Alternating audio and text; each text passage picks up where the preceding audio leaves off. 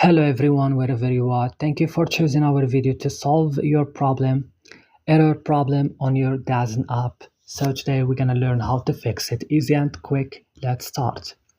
So guys, first step, you just have to open the settings of your mobile phone. Now go click at apps option, and here at apps option search for DAZN app and click. So when you click on it, you're gonna find this list. Come click on storage.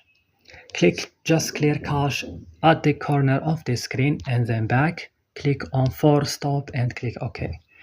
Click battery, click on what's this? Battery, click on optimize it. Go to Play Store or App Store, update your DAZN app, and after that you have to restart your phone and that's it. So hopefully don't forget to support us by like and subscribing in this channel, and see you in another video.